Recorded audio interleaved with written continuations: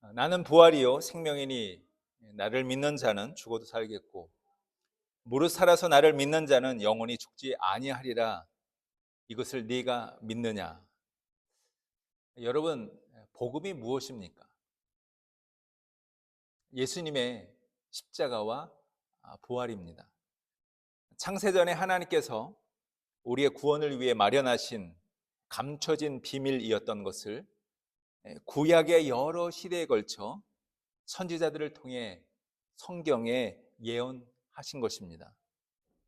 때가 참에 하나님의 독생자를 이 세상에 보내심으로 역사의 한가운데서 어느 누구도 부인할 수 없도록 하나님께서 우리의 구원을 위해 맺으신 약속을 만천하 앞에서 성취하신 역사적 사실입니다.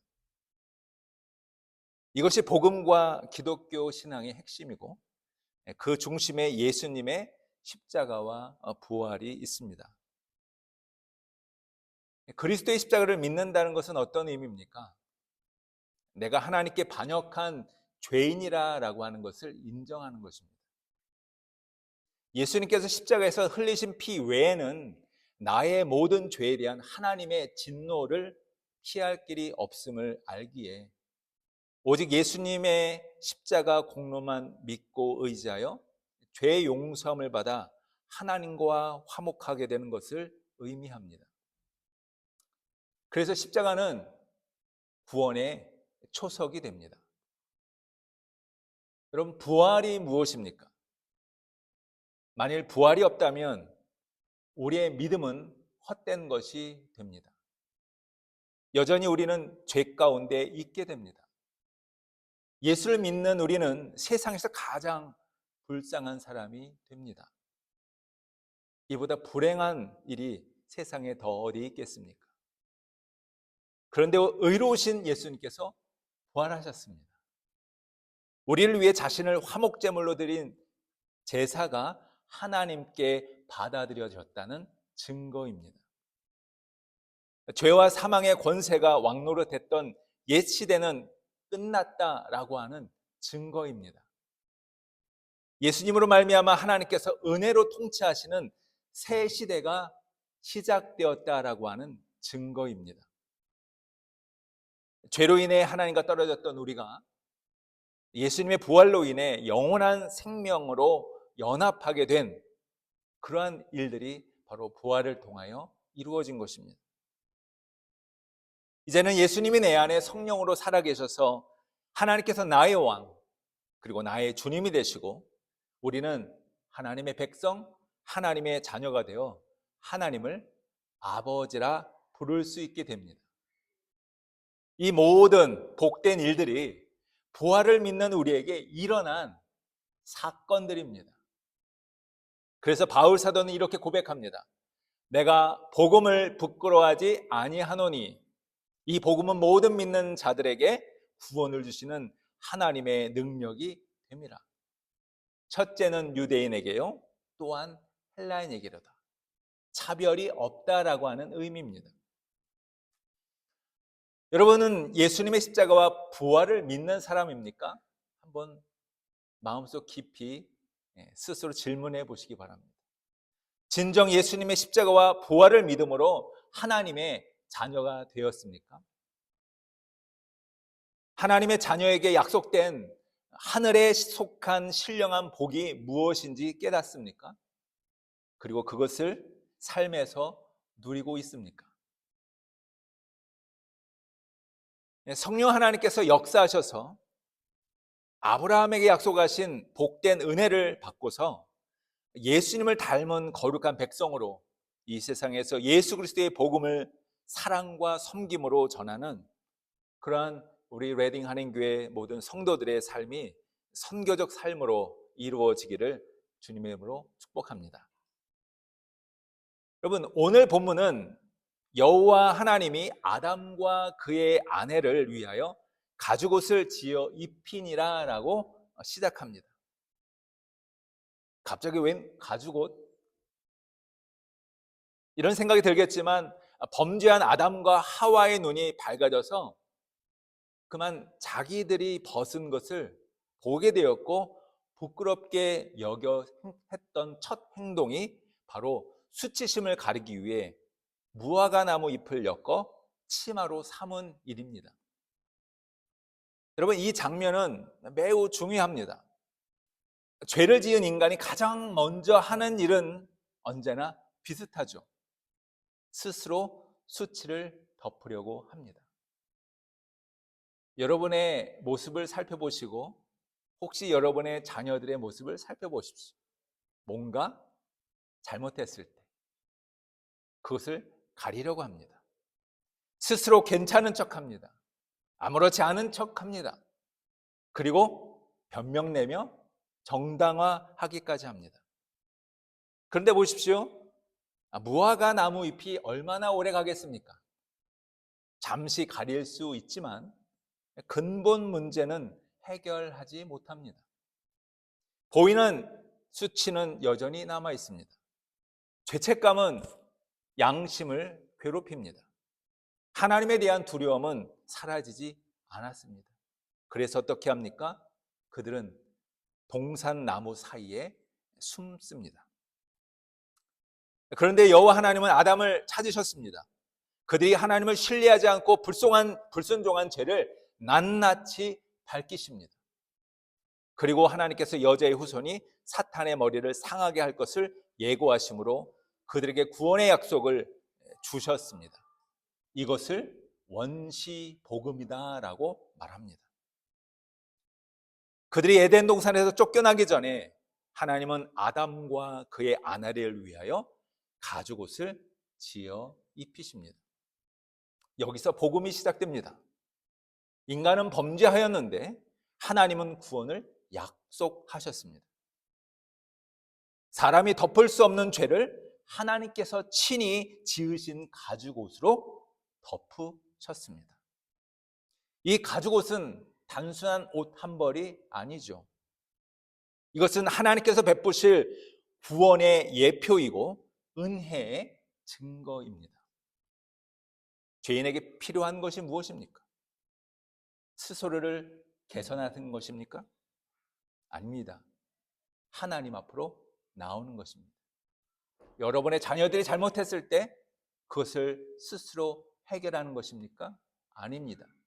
부모님 앞에 나오는 것입니다. 사람은 자신의 허물을 스스로 가릴 수 없습니다. 과학이나 심리학 또는 철학이나 그 밖에 인류가 내놓았던 모든 방법과 수단들은 모두 실패했습니다. 지난 세기에 있었던 두 차례의 세계 대전이 그 증거입니다. 의학의 발달이 가져온 21세기의 흑사병이라 불릴 만한 코비드-19 팬데믹, 현재 진행되고 있는 우크라이나와 이란에서 벌어지고 있는 전쟁들이 그 증거입니다.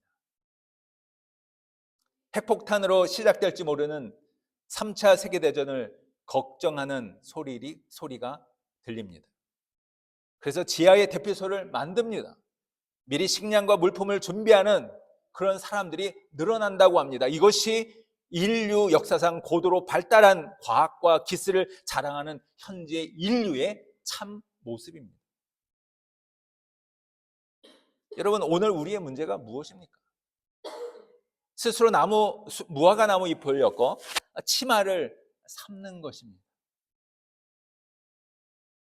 좀 더 오래 입을 수 있는 나뭇잎을 찾아다니죠. 나름대로 이름이 있고 유행에 뒤처지지 않는 디자인으로 나뭇잎 치마를 해입어 봅니다. 그리고 자신의 부끄러움과 자신 안에 해결되지 않은 죄의 본성을 잊으려 합니다. 그것이 무엇입니까?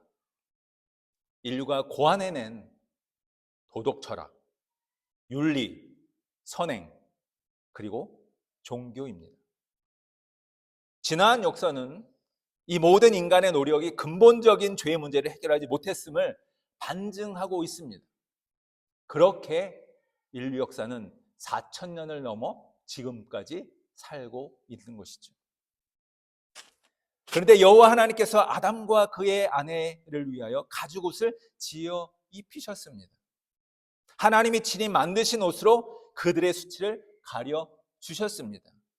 하나님의 은혜의 덮음이죠. 성도 여러분, 구원은 언제나 여기서 시작됩니다. 내가 무엇을 할 수 있는가가 아니라 하나님이 나를 위하여 무엇을 하셨는가. 여기서 우리는 매우 중요한 영적 원리를 발견합니다. 구원은 인간이 스스로 만들 수 있는 것이 아닙니다. 창조주이신 하나님께서 죄인을 찾아 내려오시는 사건을 통해서 가능합니다.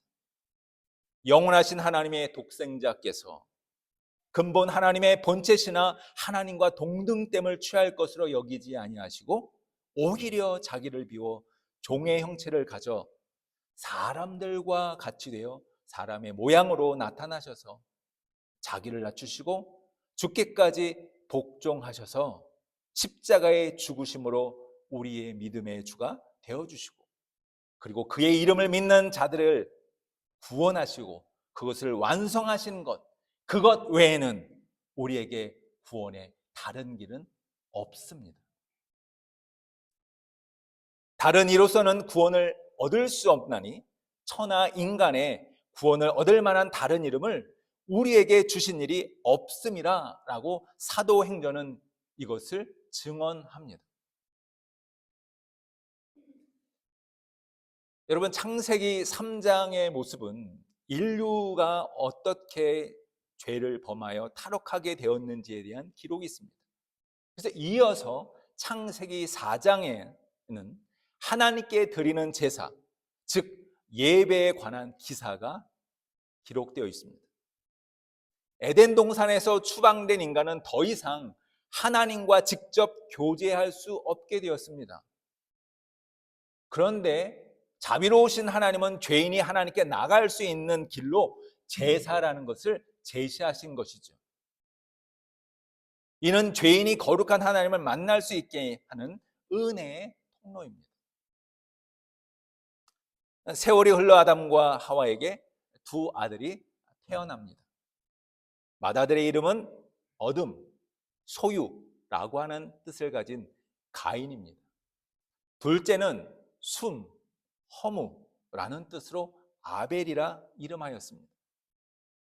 아벨은 양을 치는 자가 되었습니다. 가인은 농사하는 자가 되었습니다. 타락한 세상은 척박했고 죄악이 가득한 곳이었지만 가인은 그가 농사에 거둔 땅의 소산으로 제물을 삼아 하나님께 드렸습니다. 아벨은 그가 기르던 양의 무리 중 첫 새끼를 그의 기름과 함께 드렸습니다. 그런데 여호와께서 아벨과 그의 제물은 받으셨지만 가인과 그의 제물은 받지 않으셨다라고 기록되어 있습니다. 무슨 이유일까요? 무슨 이유로 아벨의 제사는 받고 가인의 제사는 받지 않으셨을까요? 무슨 이유로 누구의 예배는 받으시는데 어떤 이의 예배는 받지 않으실까요? 그 순서를 살펴보면 아벨과 그의 제물, 그리고 가인과 그의 제물에 대한 하나님의 반응이 각각 전혀 다르게 나타났다라는 것을 알 수 있습니다. 여기서 문제는 단순히 어떤 제물이냐, 이게 문제가 아닙니다. 제사를 드리는 사람 자체가 제일 중요한 내용입니다. 그리고 제물은 그 다음이죠. 아벨과 그의 제물, 가인과 그의 제물.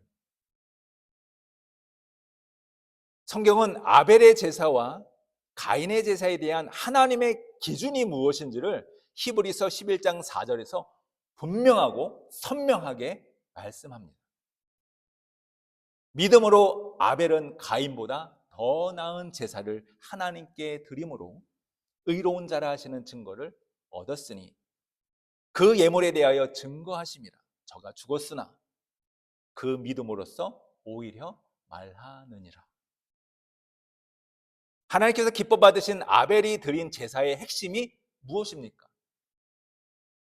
어떤 제물을 드렸는지가 아니라 그가 어떻게 하나님께 제사를 드렸는가였습니다. 하나님께서 거절하신 가인의 제사는 왜 실패했습니까? 한번 생각해 보아야 합니다. 하나님을 향한 그의 마음, 삶의 태도, 그의 중심을 아시는 하나님께서 그와 그의 예물을 받을 수 없었던 것이죠. 성경은 이에 대하여 분명히 선언합니다. 히브리서 11장 6절, 믿음이 없이는 기쁘시게 못하나니 하나님께 나아가는 자는 반드시 그가 계신 것과 또한 그가 자기를 찾는 자들에게 상 주는 이심을 믿어야 할지니라. 다시 한번요. 믿음이 없이는 기쁘시게 못하나니 하나님께 나가는 자는 그가 계신 것과 또한 자기를 찾는 자들에게 상 주시는 이심을 믿어야 할지니라. 여러분, 오늘 예배를 드리는 우리에게 이 말씀은 매우 중요한 말씀입니다. 두 사람의 예배가 완전히 엇갈린 핵심이 여기에 기록되어 있죠. 바로 믿음입니다. 믿음. 아벨에게는 하나님을 기쁘시게 하는 믿음이 있었습니다. 하나님께 제사를 드리며 나가는 그의 마음 중심에는 살아계신 하나님께서 자신의 제사를 받으시기를 바랬습니다. 아벨, 그의 이름은 허무입니다. 그의 이름에서 알 수 있듯이 하나님을 찾는 자신에게 주실 상, 그것이 아니고는 하나님께서 약속하신 구원의 기쁨과 그 영광이 아니고는 내 인생은 허무하다. 주님, 내가 주님의 은혜를 갈망합니다. 이것이 믿음으로 예배를 드리는 자의 마음입니다. 이것이 하나님이 받으셨던 아벨의 중심이었습니다. 그의 제물은 자신의 믿음을 표현할 수 있는 최선이었습니다. 양의 첫 새끼, 그 기름, 첫 열매와 가장 좋은 것을 하나님 앞에 드림으로써 자신의 모든 것이 주님의 소유라는, 비록 내 인생은 허무하고 헛되지만 하나님께서 내 인생에 주신 이 첫 새끼와 이 기름을 주님 앞에 드립니다. 주님 받아주십시오. 반면에 가인에게서 하나님은 그의 믿음을 찾아볼 수 없었습니다. 살아계신 하나님과의 교제를 갖고자 하는 마음보다는 그냥 종교적이고 형식적인 제사와 제물을 드린 것입니다. 여러분, 이것은 가인이 제사하는데 노력하지 않았다는 것은 아닙니다. 정성을 들이지 않았다는 것이 아니죠. 오히려 노력합니다. 정성이 있습니다. 근데 오히려 자신의 노력과 정성을 앞세운 것이 문제가 됩니다. 그의 이름이 말해주듯이 나의 힘으로, 자신의 힘으로 얻은 땅의 소산으로 하나님을 내가 기쁘게 하리라 라고 하는 잘못된 태도로 하나님을 예배한 것이 문제였습니다. 여러분, 가인과 같이 자기의 방식으로 하나님께 나갈 수 있다고 생각한 사람들이 시대마다 등장했습니다. 어떤 종교 지도자들은 인간의 선함, 의로움, 그리고 지혜, 종교성을 의지하여 구원할 수 있다라고 설파했습니다. 그게 동서양을 막론하고 확장되었죠. 자신의 구원을 위해 스스로 무엇인가를 할 수 있다는 인류의 보편적인 생각이 수렴되어 나타난 것이 무엇입니까? 우상 숭배입니다. 이것이 세계도처에 각양각종의 종교들이 세워진 이력입니다. 페르시아 전쟁 승리 후 인간의 번영은 신에 의존하기보다 자신의 능력으로 역사와 운명을 개척할 수 있다는 자신감이 그리스 세계에 충만했습니다. 고대 그리스에. 그래서 많은 웅변가들, 많은 철학가들, 사상가들이 생겨납니다. 그 가운데 탁월했던 철학자 플라톤을 여러분 아시죠? 그는 인간 영혼의 정화, 그리고 진리에 대한 인식, 이것을 구원으로 보았습니다. 그리고 그림자인 물질의 세계인 현실에서 벗어나 진리의 빛, 이데아의 세계, 지혜를 얻는 것을 향하여 나아가고자 하는 것, 그것이 인류에게 구원이다라고 제시했습니다.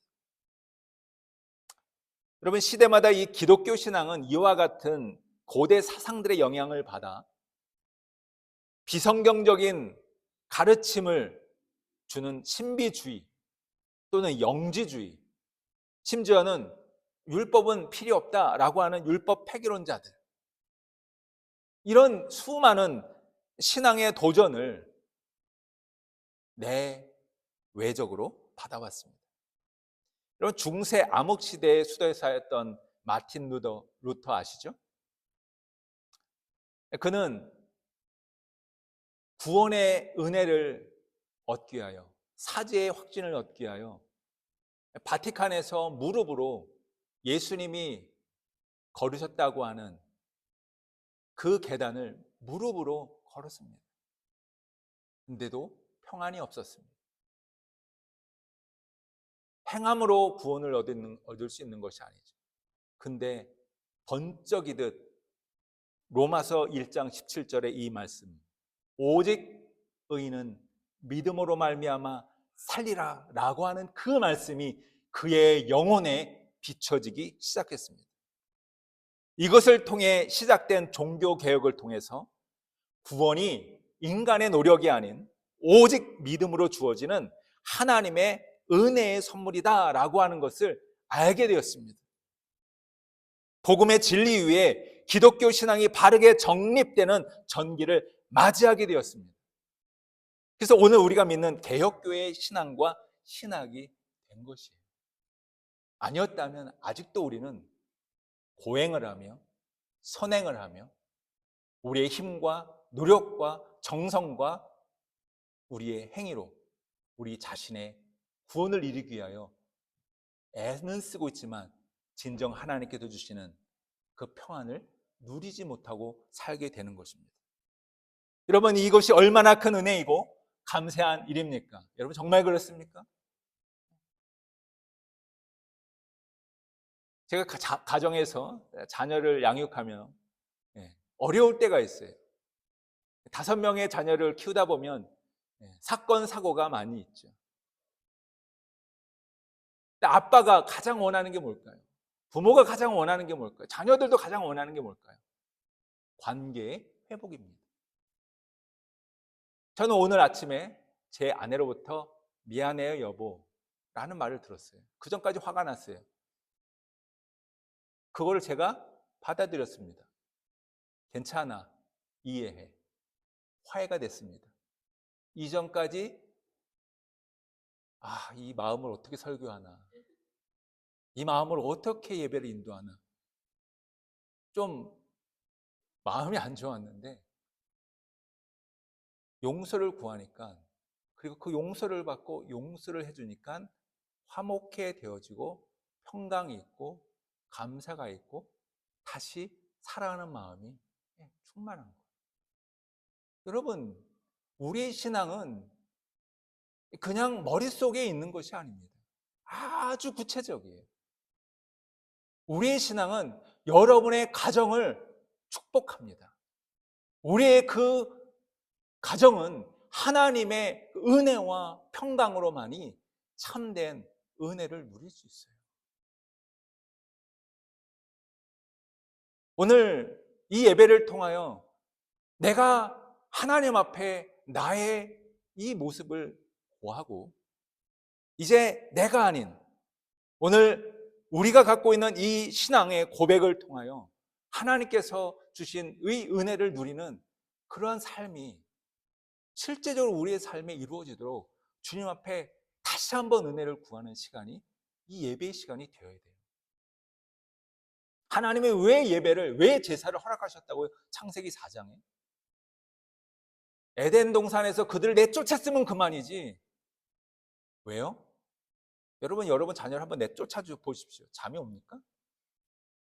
문을 살짝 열어놓으셔야죠.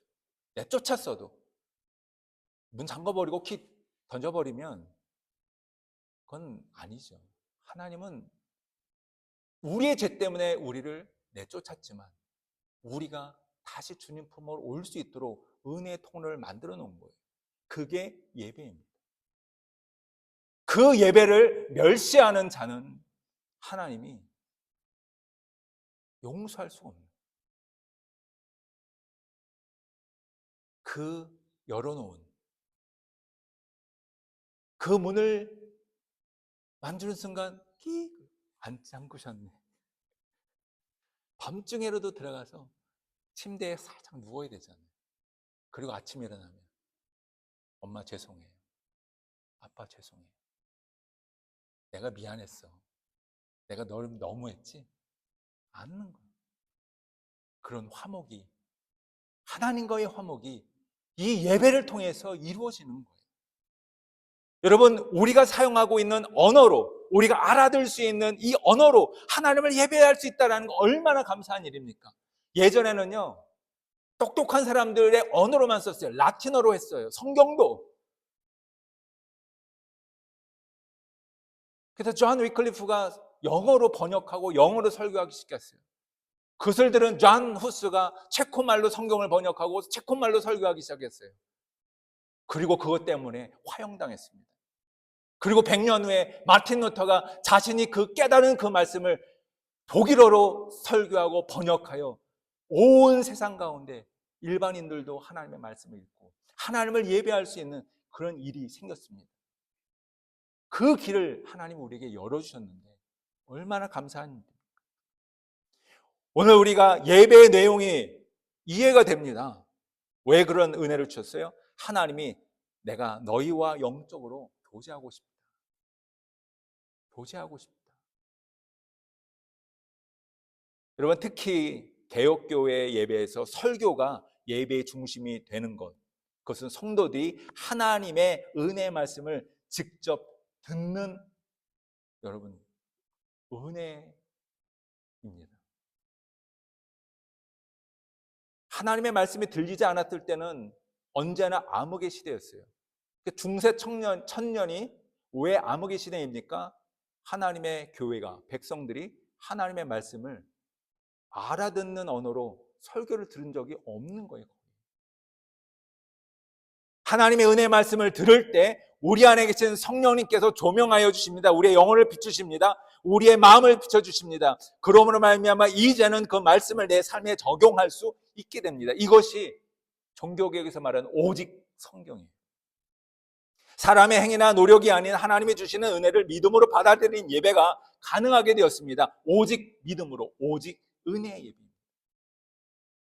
예수 그리스도의 십자가와 그 희생으로 구약의 제사가 완성이 돼야 합니다. 그래서 우리는 더 이상 제사 드리는 게 아닙니다. 사제가 필요 없어요.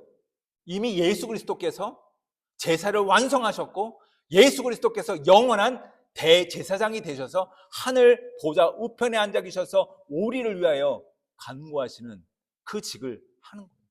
히브리서는 그것을 얘기하고 있는 거예요. 그래서 신약의 성도는 예수님과 맺은 새 언약 안에서 그의 이름을 의지하여 그의 이름만 부르면 하나님의 은혜의 보좌 앞에 직접 나갈 수 있는 거예요. 그 누구의 도움도 필요 없어요. 직접 하나님을 예배할 수 있는 자격이 생긴 것입니다.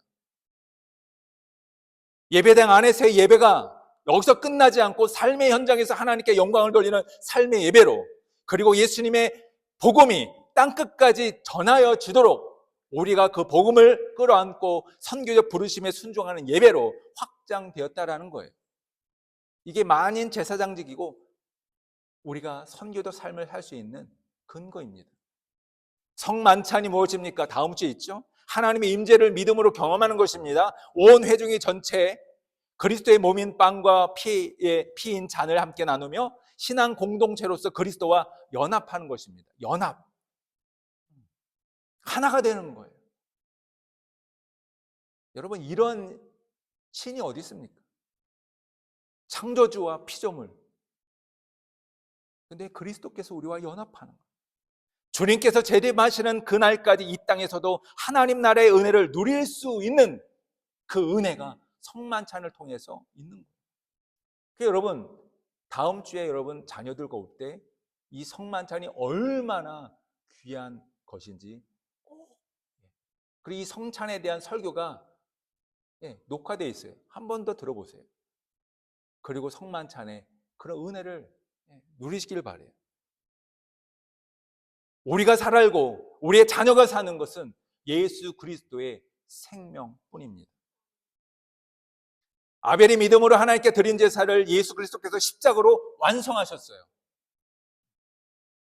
그래서 지금 우리는 예수의 이름을 믿음으로 하나님의 기뻐하심을 입은 성도들에게 베푸시는 상, 구원의 감격, 마지막 날 완성될 구원의 영광을 확신하게 되는 것입니다. 그리고 살아계신 하나님을 예배하는 것이죠.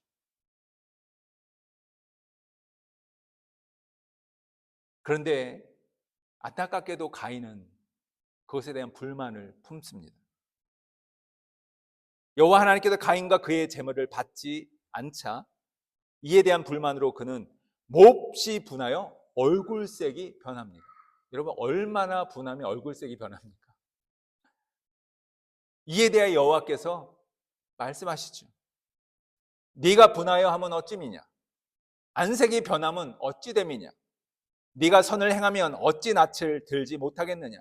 선을 행하지 아니하면 죄가 엎드려 문에 엎드려 있느니라. 죄가 너를 원하지만 너는 죄를 다스릴지니라. 여러분, 이것이 타락한 인간이 직면하는 위기예요. 항상 죄는 우리의 문 앞에 엎드려 지키고 있어요. 우리가 죄짓는 일에 우리를 늘 끌어당깁니다. 여기서 우리는 단순히 가인의 감정 변화만 보는 것이 아니죠. 죄인이 하나님 앞에서 어떻게 무너지는가를 볼 수 있습니다. 가인은 거절당했습니다. 그런데 그 거절은 단지 외적인 실패일까요? 아니에요. 하나님께서 가인의 의를 무너뜨린 거예요. 그의 정당성을 깨뜨린 것입니다. 그가 옳다고 여긴 확신을 뒤흔든 것이에요. 오늘 우리가 사는 이 시대와 너무 닮아 있습니다. 우리는 자유시대에 살고 있다고 해서 우리는 자유하다라고 생각합니다. 그런데 정말 그럴까요? 누군가의 시선, 누군가의 평가가 매우 중요합니다. 그래서 청소년들은 인스타에 목을 걸어요. 심지어는 아줌마들도 좀 그런 경향이 있죠. 그리고 뭔가 반대에 부딪히면 쉽게 상처받습니다. 분노합니다. 그리고 공격성을 드러내고 맙니다. 가인은 단순히 하나님의 거절로 인해 상처받은 피해자가 아니에요. 그는 하나님보다 자신을 더 믿었던 사람이에요. 자기가 옳다는 것을 인정받지 못하게 되자 분노합니다. 그리고 그 분노는 친동생이었던 아벨을 향합니다. 이것이 가인 안에 숨어있던 죄의 실체입니다. 이것을 하나님이 드러내시는 거예요. 드러내시는 거예요. 하나님 앞에서 자기 의가 무너지자 그 분노를 형제에게 쏟아내고 맙니다. 그의 형제를 살해하기에 이릅니다. 죄가 장성한 즉 사망에 이르느니라는 말씀이 생각나는 비극이 친형제 사이에 일어나고 맙니다. 하나님은 우리의 실체를 드러내십니다. 근데 우리는 그걸 원하지 않죠. 때로는 어떤 사건을 통하여 우리의 실체를 드러내십니다. 때로는 하나님의 말씀을 통해 우리 안에 감춰진 죄악들을 지적하십니다. 우리가 죄인인 것과 우리 안에 있는 죄를 밝히 드러내시려는 것, 그 죄가 하나님과의 관계를 끊어버리는 반역이 된다라는 것을 일깨우시기 위함이에요. 이웃과의 깨어진 관계, 가깝게는 부부 사이, 좀 더 가깝게는 부모와 자녀 사이, 형제 사이, 그리고 친척들과 이웃들 사이, 교회 안에서도 마찬가지죠. 이 관계의 깨어짐의 쓴뿌리가 무엇입니까? 죄입니다. 여러분, 진정한 믿음이 무엇입니까? 진정한 믿음, 믿습니다 라고 하는 것이 아니죠. 하나님, 제가 죄인입니다. 하나님, 제가 죄인입니다. 여기서부터 시작하는 거예요. 하나님, 저는 이 죄 때문에 소망이 없습니다. 주님, 저의 죄를 용서하여 주십시오. 저를 받아주십시오. 자기의 죄를 고하고 하나님께 맡기는 것, 이것이 성경에서 말하는 믿음이에요. 여러분, 여러분의 자녀에게 어떤 믿음을 요구하십니까? 여러분, 여러분의 자녀에게 어떤 사랑을 주길 원하십니까? 그것이 진정 여러분의 자녀를 위하는 것이고 여러분을 위하는 것입니까? 하나님은 우리를 사랑하셨고, 하나님이 요구하는 그 믿음은 내가 너를 사랑한다. 내가 너를 죽기까지 사랑했다. 너는 나 외에는 생명을 얻을 그 길이 없으니 내게로 돌아와라. 근데 그 일의 시작이 어디서 일어납니까? 하나님, 아버지, 제가 죄인입니다.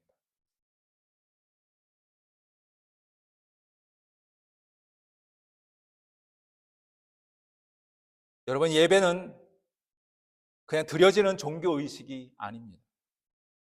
하나님을 신뢰하는 태도입니다. 나의 의를 내려놓고 하나님의 의를 붙드는 믿음의 행위이죠. 이것을 하나님은 기뻐하세요.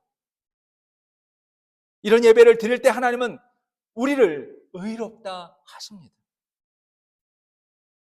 비로소 하나님이 우리의 삶과 우리 자신과 우리가 드리는 예배를 받으시는 것이죠. 사랑하는 성도 여러분, 오늘 우리는 성경 전체를 관통하는 아주 중요한 한 줄기를 함께 살펴보았습니다. 하나님이 죄인을 어떻게 덮으시고 어떻게 용납하시며 어떻게 구원하시는가입니다. 창세기 3장에서 우리는 첫 인류였던 아담과 하와가 범죄한 사실을 목격했습니다. 그 안에 우리가 함께 있었다는 것을 잊지 마십시오. 그리고 창세기 4장에서 그들의 두 아들이 하나님께 예배를 드립니다. 그런데 그 예배는 둘로 갈라졌습니다. 아벨과 그의 제물을 하나님께서 받으셨지만 가인과 그의 제사는 거절되었습니다. 여러분, 하나님은 죄인의 수치를 친히 덮으시는 분이십니다. 뿐만 아니라 그 죄를 용서하시는 분이십니다. 하나님은 믿음으로 드리는 예배를 받으십니다.